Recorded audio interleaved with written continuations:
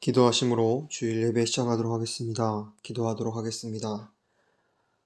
사랑의 하나님 아버지, 예수 그리스도의 십자가의 이루심 안에서 우리는 우리의 모든 존재와 우리의 삶이 재창조되었고 우리의 존재는 다시 태어났으며 거듭났습니다. 구원받았습니다.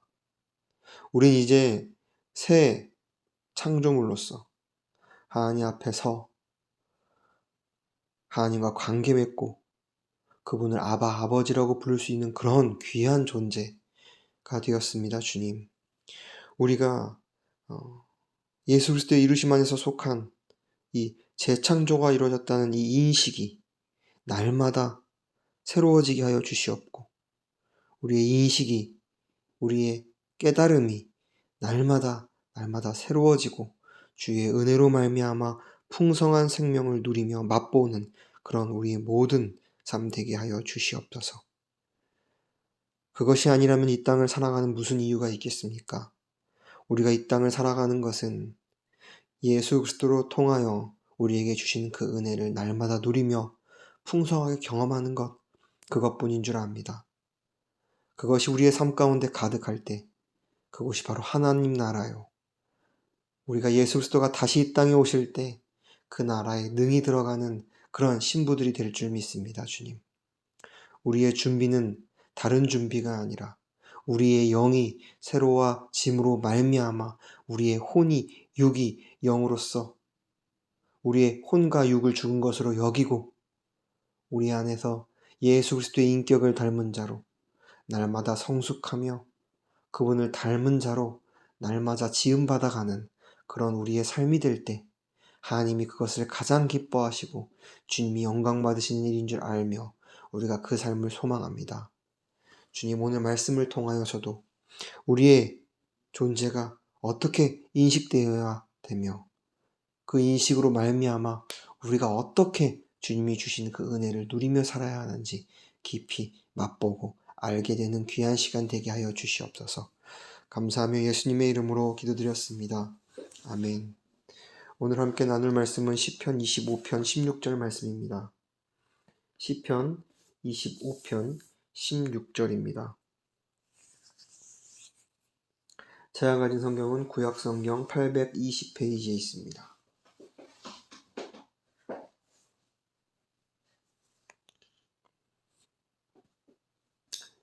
다 찾으신 줄 알고 우리 16절 한 절입니다. 같이 읽겠습니다. 주여, 나는 외롭고 괴롭사오니 내게 돌이키사 나를 긍휼히 여기소서. 오늘 바울이 아니라 다윗이죠. 다윗은 주 앞에 기도하고 있습니다. 주님, 나는 외롭습니다. 괴롭습니다. 나에게 돌이키사 나를 긍휼히 여겨 주시옵소서 라고 기도하고 있습니다. 다윗은 외로웠습니다. 그리고 그 외로움으로 말미암아 괴로웠습니다. 제가 얼마 전 TV 프로그램 하나를 보게 되었습니다. 근데 그 프로그램 안에는 한때 90년대 초반이죠. 올림픽으로 우리나라를 놀라게 하고 온 세계를 놀라게 한 운동선수가 나왔습니다. 과거의 그런 찬란한 영광으로 말미암아 많은 사람들에게 사랑을 받았고 많은 사람들에게 축복을 받았던 그였습니다. 그런데 그렇게 외적으로는 많은 사람들이 모두 다 알고 있었고 어찌 보면 전설이다, 레전드다 라는 말로 불리우면서 많은 사람들 앞에 칭송받는 위치에 있었던 그였습니다. 그런데 시간이 지나고 지금 현재 그의 삶 속에는 어두움이 드리워져 있었습니다. 그 어두움은 무엇이었냐면 바로 외로움이라는 어두움이었습니다. 그는 아직 결혼을 하지 않았고 그는 아직 가정을 꾸리지 못했기에 노 어머니 한 분을 모시고 살았지만 그는 정말 그가 표현하길 죽을 것 같은 외로움이 나를 감싸고 있습니다. 나의 삶을 감싸고 지배하고 있습니다.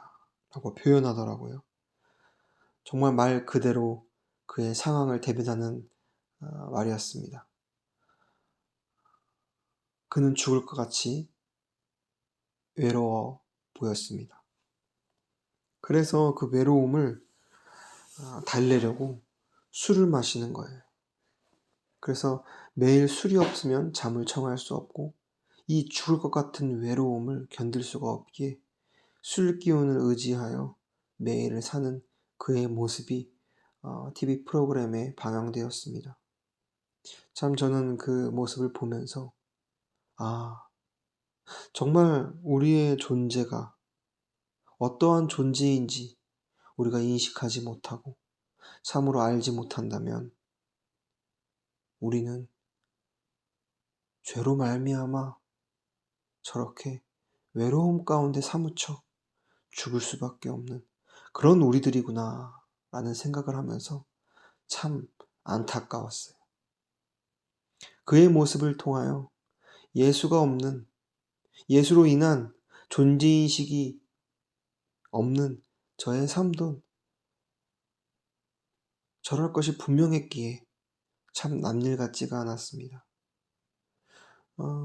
그분뿐만 아니라 요즘에 많은 사람들에게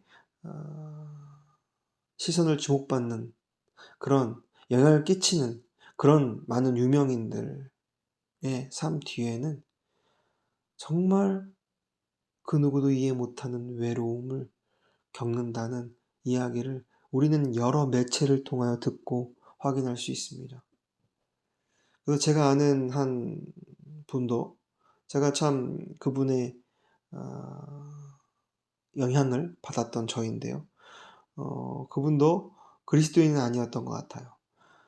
그런데 그분이 많은 사람들에게 아주 선한 영향을 끼쳤던 사람이 있는데 그 사람도 자기가 정말 외롭다라고 하는 심정을 매체를 통하여 토로하고 많은 사람들이 그를 위로하려고 하고 그에게 힘주려고 했지만 결국 위로와 그 힘은 그를 그의 외로움을 해결해 주지 못하여 결국은 본인 스스로 생을 마감하는 그런 결론을 많은 사람들이 보며 안타까워하는 이야기 또한 떠오릅니다. 유명인뿐만 아니라 지금 현대를 살아가는 많은 영혼들이 고독사한다라고 해요. 참 이 표현이 과거에는 있지 않았던 표현인데 요즘 들어서 많이 대두되고 많이 수면 위로 떠오르는 표현이라고 해요. 고독사. 죽음인데요. 어떤 죽음이냐면 고독하게 홀로 방 안에서 밀폐된 공간에서 죽는 죽음을 말하고 있습니다. 근데 이 고독사가요. 단순히 한두 건에 이르는 것이 아니라 2024년 통계로 인하여 보니까요. 연마다 수천 명의 사람들이 고독사로 죽는데요. 그 중에 60% 이상이 5, 60대라고 해요. 5, 60대 이상. 참 리서치를 보면서 참 이 외로움이라는 이 죄로 말미암아 드리운 이 어둠의 그림자는 굉장히 우리 삶 속에 우리의 영혼들을 갉아먹고 있고 영혼들을 죽음과 사망으로 인도하는 그런 아주 무서운 것이구나 라는 것을 생각해 봅니다. 한국뿐만 아니라 한국에서 가까운 일본에서도 이 고독사에 대해서 아주 심각한 국가적 문제로 떠오르고 있죠. 그런데 이 나라의 어떤 프로그램과 제도가 그 고독사를 해결해 주지 못해요. 그 죽을 것 같은 외로움을 이 세상의 그 어떤 것도 해결해 주지 못한다라는 것이죠. 많은 사람들이 이 사무치는 외로움 가운데 살고 있습니다. 그래서 많은 사람들이 이 외로움을 잊으려고 아까 제가 초두에 말한 그 유명한 운동선수는 술로서 이 외로움을 잊으려고 자기가 찾은 해답이 바로 술이었어요. 누군가에게는 이 외로움을 잊으려고 그 외로움을 잊는 길로서 가족을 택하기도 해요. 가족, 얼마나 좋은, 얼마나 겉으로 보면 아름다운 우리의 존재들입니까? 하지만 이 가족이 나의 외로움을 달래는 도구가 되었을 때 그 가족 또한 본질적으로 나의 외로움을 해결해 주지 못하는 결과를 맞게 돼요. 그래서 많은 사람들이 가족 중에 남자는 부인을, 부인은 남편을 나의 외로움을 달래는 도구로 쓰기도 해요. 그래서 그 외로움을 달래려고 나의 그 배우자를 그 외로움을 달래는 도구로 쓰다 보니까 의처증과 같은 것들이 막 생겨나기 시작하죠. 그리고 서로 구속하고요. 그 외로움을 달래주지 못하는 결과로 서로 미워하고 싸우고 분쟁하고 그런 모습들이 우리의 삶 가운데 우리의 주변에서 많이 볼 수 있는 모습이기도 합니다. 또한 누군가에게 외로움을 달래는 도구로 자녀를 이용하기도 해요. 어떤 한 유명한 목사님에게는 부모님이 그렇게 자기 자신을 자기의 외로움을 달래는 도구로 썼다고 해요. 그래서 그 부모님에게는 이 목사님이 남편이고, 이 목사님이 연인이고, 이 목사님이 친구고, 그랬다고 해요. 그래서 이 목사님이 결혼할 때쯤에 이 어머니가 결혼을 너무 반대했다라는 것이죠. 그리고 결혼한 후에도 며느리와 갈등 가운데서 헤어나오지 못한 일을 경험했다는 얘기를 듣고, 야, 자녀 또한 나의 외로움을, 나의 결핍을 달래주는 도구로 이용될 수 있구나 라는 그런 모습들이 우리 주변에 있습니다. 또 이성이 나의 외로움을 달래는 도구가 될 수도 있죠. 그래서 결혼 후에 배우자가 아닌 다른 이성과 관계를 맺고 유책을 저지르는 그런 일들 또한 빈번하게 우리 주변에서 찾아볼 수 있는 예입니다. 또한 나의 외로움과 나의 결핍을 채우려고 누군가는 돈을 쫓기도 하고요. 누군가는 명예를 쫓기도 해요. 또한 교회 안에도 이것이 깊이 들어왔는데요. 어떤 사람들은 나의 이 외로움을 달래기 위하여 어떤 교회에서 하는 일로서 봉사라는 명목 안에서 일로서 나의 외로움을 채우기도 하고요. 목사들 또한 사역자들 또한 사역이라는 이름하에 정말 나의 외로움을 채우려는 그런 모습들. 교회 안에도 가리워져 있지만 그 외로움을 달래는 세상의 것들이 아주 질비하게 있습니다. 우리 죄인된 존재는 나의 외로움을 달래기 위하여 세상의 그 어떤 것을 나의 해답으로 정하고 찾고 정하지만 세상은 결국에 우리의 외로움을 달래주지 못합니다. 그 이유가 무엇입니까? 우리가 죄로 말미암아 죽을 수밖에 없는 그런 첫사람 아담의 모습을 지닌 그런 존재들이었지만 우리는 이제 마지막 사람 예수 그리스도로 말미암아 우리의 존재는 예수 그리스도의 죽으심과 부활하심 그 십자가 사건을 통하여 이미 이루심 안에서 우리의 존재는 다시 재창조되고 다시 나고 거듭나고 구원받았는데 그 존재로서 우리가 살아나가지 못하고 우리의 존재가 그렇게 새롭게 되었다라는 예수 그리스도의 이루심 안에서 새롭게 되었다라는 그 존재 인식에서 우리가 벗어난다면 우리는 외로울 수밖에 없는 결론을 우리의 삶 가운데 열매 맺게 된다는 것이죠.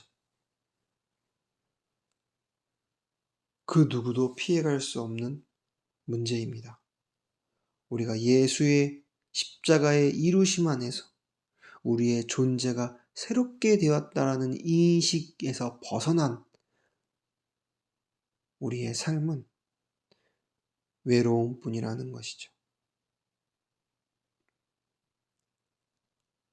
그런데 우리의 존재 인식이 예수의 십자가로 말미암아 재창조되고 새롭게 되었다라는 그 인식이 분명하게 있고, 그 인식을 믿는 믿음 안에서 우리가 살아갈 때 우리는 더 이상 외로운 존재가 아니라 예수 그리스도의 이루심으로 말미암아, 그분의 십자가의 구속의 사실로 말미암아 우리는 새 생명을 얻었고, 그 생명으로 풍성한 생명을 얻어 이 삶을 영위해 나가는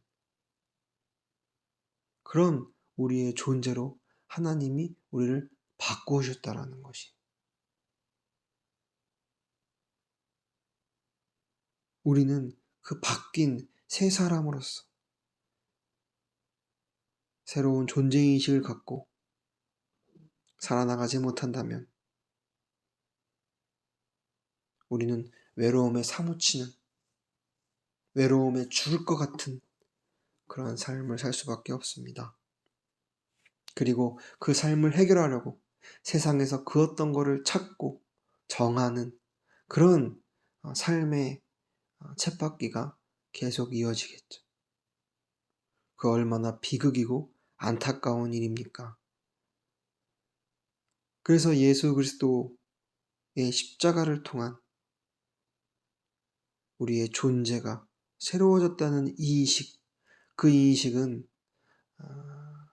날마다 있어져야 되고, 다른 표현으로는 생명이 우리 가운데 있다면 생명을 받은 것에서 끝나는 것이 아니라 예수 그리스도가 말씀하시는 것처럼 내가 이 땅에 온 것은 너희에게 생명을 얻게 하고 더 풍성하게 얻게 하려는 것이다 라는 말씀처럼, 우리가 날마다 우리의 존재 인식이 새로워져야 되고, 예수 그리스도의 예수 그리스도로 말미암아 우리에게 얻은 생명이 날마다 풍성한 생명으로서 우리가 그 생명을 누리며 살아가야 한다라는 것입니다.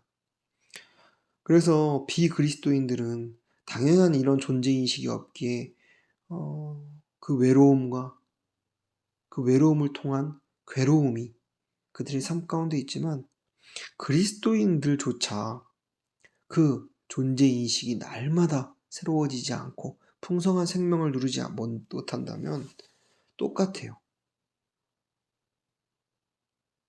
여전히 구원은 받았지만 그 내 안에 있는 생명으로 풍성한 생명을 누리지 못한다면 계속 뭔가 결핍되는, 목마른 삶을 살게 되는 것입니다. 오늘 본문의 다윗 또한 그러했습니다. 하나님이 다윗과 함께 하시겠다라고 했어요. 그리고 그 다윗과 함께 하신 하나님을 다윗은 경외하였습니다.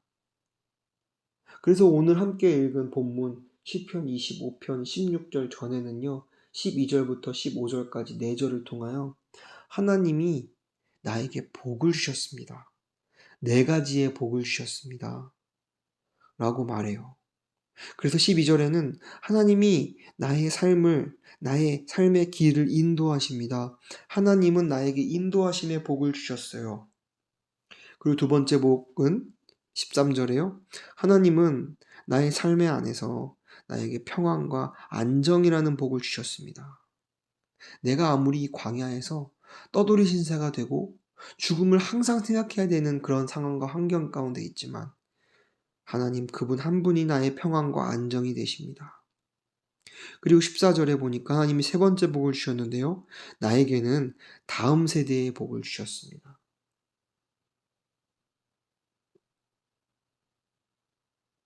그리고 15절에는요, 친밀함과 계시의 복, 하나님을 우리가 앙망할 때 하나님과 친밀함을 누리며 하나님의 그 계시 안에서 거하는 그런 자의 복을 나에게 주셨습니다. 라고 말하는 거예요. 조금 순서는 다를 수 있지만 12절에서 15절까지의 말씀을 통하여 이런 귀한 복을 나에게 주셨다라는 고백을 해요. 하나님이 나에게 이런 복을 주셨는데, 그런데 16절에 주여 나를 보니까, 나의 상황과 환경, 나의 현실을 보니까 근데 저는 너무나 외롭고 괴로워요 라고 말하는 거예요. 이 말 한 절을 통하여 우리 인생의 모든 예수 그리스도의 이루심과 그분이 허락하신 풍성한 생명에서 벗어난 삶의 모습이 여기 안에 담겨 있어요. 즉 이 말인 즉슨 우리가 예수를 통하여 이루신 그 놀라운 은혜를 바라보지 않고 그 은혜 가운데 거하지 않는다면 자꾸 나를 바라볼 수밖에 없고 나의 상황과 환경을 볼 수밖에 없는 그런 우리라는 것이죠. 나를 바라보고 나의 상황과 환경, 현실을 바라보면 결론은 무엇입니까? 외로워요. 괴로워요. 나는 지금 원수들에게 둘러싸여 있고 그 원수들이 나를 죽이려고 합니다. 그런 상황 가운데서 나를 도와줄 사람은 아무도 없습니다.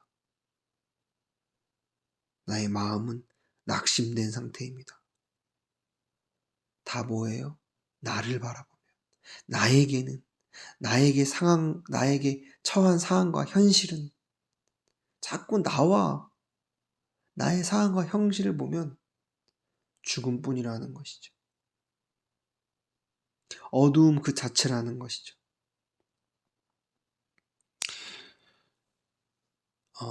우리의 삶도 그렇습니다.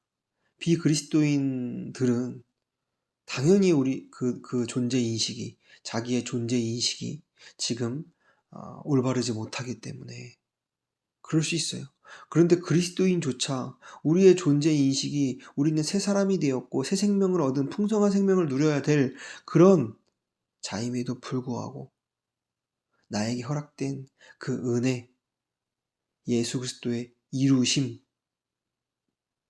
그 귀한 말씀, 진리, 그것에 우리가 붙잡혀 있지 않고 자꾸 나를 보고 상황과 환경을 본다면 죽음이라는 것이죠. 그 죽음 안에는 외로움, 괴로움, 모든 결핍과 모든 죄의 모습이 다 담겨 있다는 것이죠. 사망과 죽음입니다.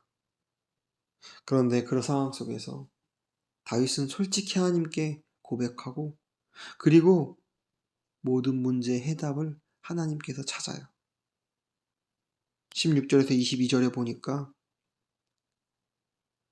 하나님이여 나를 이런 상황과 환경에서 끌어내소서, 보호하소서, 구속하소서, 다시요, 끌어내소서, 보호하소서, 구속하소서 라고 주님께 큰 목소리로 외쳐 간청합니다. 그런데 이 끌어내달라는 말, 보호해달라는 말, 구속하여달라는 말은 이런 상황과 환경 가운데서 내가 나에게서 해답을 찾는 것이 아니라 주님께 해답을 간구하는 거예요. 즉 이 말인즉슨 주님의 일하심으로 내 자신을 내어 맡기는 거예요. 주님, 저는 구속의 은혜를 받았음에도 불구하고 저와 상황과 환경을 본다면은 외롭고 괴롭고 죽음과 사망입니다. 하지만 주님이 십자가에서 이루신 그 놀라운 구속의 은혜로 말미암아 주님이 나의 삶을 주관하여 주시옵고 주님이 나의 삶을 통하여 일하여 주세요. 라고 내 자신을 주님께 내어 맡기는 거예요. 그리고 나의 존재는 그 주님의 일하심으로 내 자신을 주님께 내어 맡겼기 때문에 나의 존재는 예수 그리스도의 인격을 닮은 자로 매일매일 지음받아져 가는, 그 완성을 향해 가는 그런 우리의 삶이 되어질 때, 우리의 삶은 하나님이 기뻐하시는 그런, 하나님께 영광을 돌리는 그런 삶으로 우리가 지어져 갈 줄 믿습니다. 저와 여러분들 모두가 그 삶의 모습으로 나아가는 모습 되기를 소망합니다. 저희가 사역하고 있는 이 멕시코 엔세나다는 항구 도시입니다. 그래서 도심에 조금만 나가보면요, 바닷가가 보이고요, 바닷가에 많은 배들이 정박되어 있어요. 그리고 큰 크루저선 같은 그런 배도 있고요, 유조선도 있어요. 굉장히 많은 배들이 왔다 갔다 해요. 그런데 저희가 바닷가 동네이기 때문에 때론 기후가 안 좋으면 바람이 매몰차게 불고요. 저희 센터도 바람 한번 불면요, 날씨가 흐릴 때 바람 한번 불면 센터 주위에 있는 모든 게 날아다녀요. 아주 무서운 바람이 불더라고요. 강한 바람이. 그래서 강한 바람이 불고 난 후면 길거리에 쓰레기들이 막 나뒹굴어요. 그럼 우리 모두 알죠. 아, 바람이 다 휩쓸려가지고 저렇게 되었구나. 그만큼 바람이 강하게 부는데요. 바람이 강하게 불면은 바다 위에 있던 배들이 막 흔들려요. 그런데 그 배들이 바다 먼 곳으로 휩쓸려 가지 않고 항구에 흔들리지만 안전하게 정박할 수 있는 이유는, 폭풍과 비바람이 불어도 그 항구에, 그 배의 줄이 항구에 단단히 묶여가지고 있기 때문에, 그 배는 아무리 흔들려도, 폭풍과 비바람이 그 배를 휩쓸어도 그 배는 뒤집어지지 않고 먼 바다로 휩쓸려 가지 않는 것이에요. 그 배에 항구로 연결된 튼튼한 줄로 묶여 있기 때문에요. 저는 그것을 생각하면서 우리 그리스도인의 신앙생활도 그렇다고 믿습니다. 우리가 구원받았음에도 불구하고 여전히 우리의 삶을 보면 폭풍과 비바람이 몰아치는 것과 같은 상황이 너무나 많아요. 때로는 가족으로, 때로는 직장, 학교, 여러 세상 속에서 말이죠. 관계 속에서, 건강 속에서, 어떠한 상황과 환경 가운데서도 말이죠. 근데 그럴 때 우리가 내 스스로, 내가 이 폭풍과 비바람을 뚫고 내가 안전하게 나 자신을 지키리라, 나의 삶을, 나의 인생을 개척해 가리다 라고 생각하면 우리는 폭풍과 비바람에, 그 바람에 휩쓸릴 수밖에 없어요. 배가 뒤집어지듯이 말이죠. 그런데 우리가 예수 그리스도의 구속하심으로 말미암아, 그분의 이루심으로 말미암아 우리에게 허락하신 그 은혜 가운데 우리가 단단히 붙잡혀 있는다면, 그곳에 나를 메어 맡긴다면, 아무리 강한 폭풍 비바람이 불어도 우리의 삶은 흔들리지 않을 것입니다. 우리의 삶은 더 이상 흔들릴지언정 우리의 삶은 뒤집어지진 않을 거예요. 그래서 우리의 그리스도인의 삶은 날마다 그 십자가의 진리 안에서 우리 자신을 내어 맡기고 나아가는 삶. 그 내어 맡긴다라는 것은, 즉 예수 그리스도의 죽음과 부활을 경험하며, 나는 죽었습니다. 하지만 내 안에 계신 예수 그리스도는 사셨습니다. 나의 존재 인식이 날마다 새로워지며 그 인식 가운데 날마다 그 풍성한 생명을 누리고 또 누리는 삶을 살 때, 그것이 하나님 아버지가 기뻐하는 삶이요, 그 삶이 날마다 잦아지고 그 삶이 날마다 우리의 삶 가운데 이루어진다면 우리는 예수 그리스도의 인격과 인성을 닮은 자로서 날마다 지음받아져 갈 줄 믿습니다. 그리고 두 번째로 이런 모든 과정이 우리의 삶 가운데 이루어지고요. 또 하나님은 나 혼자 그 길을 또 가지 않게 하세요. 내가 그 길을 갈 때 그 길을 함께하는 그런 동역자들, 몸된 지체들을 우리의 삶 가운데 붙여주십니다. 바울 또한 그러했어요. 바울이 정말 외롭고 괴로운 상황 가운데서 바울 혼자 그 모든 시험과 단련을 겪게 하시지 않았어요. 함께 그에게 붙여줬던 영혼들이 있어요. 그 영혼들이 누구입니까? 사무엘상 22장 1절에서 2절에 집에 가서 보시면요. 다윗에게 어떤 자들이 찾아왔냐면 환난당한 모든 자와 빚진 모든 자와 마음이 원통한 자가 다 그에게로 모였다. 그러니까 다윗이 사울을 떠나 도망자의 신세가 되었을 때 또한 그 나라에 환난당한 자와 빚진 모든 자들이 마음이 원통한 자들이 다윗을 찾아간 거예요. 정말 이 끼리끼리라는 말과 같이요. 다윗처럼 어찌 보면은 모든 삶이 세상이 끝난 것처럼 보이지만 환난당한 것처럼 보이지만 빚진 것처럼 보이지만 마음이 원통한 것처럼 보이지만 결국은 그 안에서 역사하시는 하나님의 임재가 있는 그런 영혼들이 다 모이는 거예요. 그리고 다윗이 그들의 우두머리가 되었는데 그와 함께한 자가 400명가량이었다라고 해요. 하나님이 그런 영혼들을 붙여주세요. 그리고 그 길을 같이 가게 하세요. 그들의 겉모습은 실패한 자처럼 보이지만 루저처럼 보이지만 그런 자들의 모습과 상황과 그들의 삶 속에서 하나님이 일하세요. 그들은 결국은 주님의 일하심 가운데 자기 자신을 주님께 내어 맡길 수밖에 없는 그런 존재들을 하나님이 다 모으시고요. 한 길로 가게 하세요.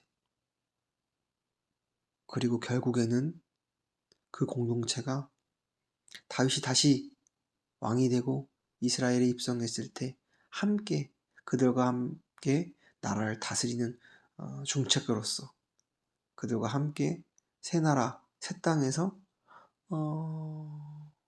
함께 새로운 삶을 시작해요. 참 여기에는 우리 그리스도인들에게도 허락하시는 그 놀라운 은혜가 숨겨져 있다라고 믿습니다. 저와 여러분도 그 좁은 길을 갈 때 세상은 내 자신이 삶의 개척자요 주관자이니 나의 뜻대로 살아라고 하는 그런 슬로건과 그런 철학과 그런 삶의 지향점을 가지고 살아가지만 우리 그리스도인들은 나는 죽었어요. 나는 오직 주님의 일하심 가운데 내 자신을 내어 맡기는 그런 삶입니다. 나의 존재는 그 삶으로 말미암아 새롭게 지음받았고 새 창조, 거듭난 구원받은 사람으로서 날마다 그 속에서 사는 자입니다. 그 사실 가운데 사는 자입니다. 라고 그 좁은 길을, 그 죽음의 길을, 그 부활의 길을 가는 자들에게 하나님은 나중에 결국에 새하늘과 새 땅을 하나님 나라를 우리에게 허락하시고 그 권속으로서 그 기업을 누릴 자로서 앞으로 우리를 주님의 그 방향으로 몰고 가시며 그 결론을 우리 삶 가운데 맺으시겠다라는 것이죠. 저와 여러분도 그 삶을 사는 그 결론 가운데로 가는 삶 되기를 소망합니다. 기도하도록 하겠습니다. 주님, 오늘 다윗의 그 처절한 외로움을 통하여 우리도 예수 그리스도의 구속함과 그 십자가에 이루신 이룸 안에서 우리의 존재가 새롭게 탈바꿈되었다는 사실을 잊고 산다면 우리 또한 외로움 가운데 허덕이고 죽을 수밖에 없는 그런 사들입니다. 하지만 주님께서 예수 그리스도로 말미암아 우리에게 허락하신 그 은혜 위에 날마다 있게 하여 주시옵고, 배가 항구에 단단히 고정되어 있는 것처럼 우리 그리스도인들도 예수 그리스도의 그 진리에, 십자가의 진리에, 구속의 은혜에 단단히 붙잡혀 있어 아무리 우리의 삶 가운데 폭풍과 바람이 몰아쳐도 우리의 삶이 뒤집어지지 않는, 단단히 예수 안에서 고정되어 있는 그런 그리스도인의 삶 되게 하여 주시옵소서. 또한 우리에게 허락된 그런 지체들을 통하여 그 길을 함께 갈 때 어떤 지체가 흔들리고 있다면, 자기의 존재인식을 잃어버리고 살고 있다면 다시 말해주고 함께 그 좁은 길을 가는 그런 그리스도인들이 되게 하여 주시옵소서. 그리고 예수 그리스도가 오실 때 준비된 그런 영혼들로서 하나님의 나라를 풍성히 맛보고 즐기는 그런 우리의 그리스도인들이 될 때 우리가 새하늘과 새 땅에 능히 들어갈 줄 믿습니다. 감사하며 예수 그리스도의 이름으로 기도드렸습니다. 아멘. 우리 오늘 함께할 찬양은 337장입니다. 337장입니다.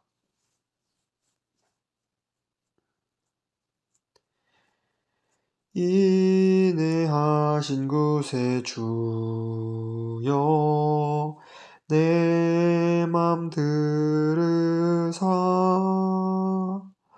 죄인오라 하실 때에 날 붙드소서. 주여 주여 내 말 들으사 죄인오라 하실 때에 날 부르소서. 자비하신 그 보좌 앞에 꿇어 엎드려 자복하고 회개하니 믿음 주소서. 주여 주여 내 말 들으사 죄인오라 하실 때에 날 부르소서. 주의 공로 의지하여 주께 가오니 상한 마음을 고치시고 구원하소서. 주여 주여 내 말 들으사 죄인오라 하실 때에 날 부르소서.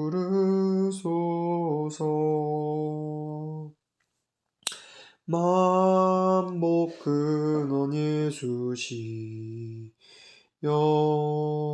위로하소서. 우리 주와 같으시니 어디 있을까. 주여 주여 내 말 들으사 죄인오라 하실 때에 날 부르소서. 주옵소서. 아멘. 지금은 우리 주 예수 그리스도의 은혜와 아버지 하나님의 사랑하심과 우리를 날마다 예수 그리스도의 이루심 안에서, 예수 그리스도의 구속 안에서 우리를 구원하시고 우리의 존재를 재창조하신 그 하나님의 은혜로 말미암아 우리가 날마다 그분을 붙들며 그분 안에서 살아가게 하시는 그 성령의 은혜가 이 말씀을 듣는 모든 가족들과 영혼들과 교회 위에 함께하기를 축원하옵나이다. 아멘.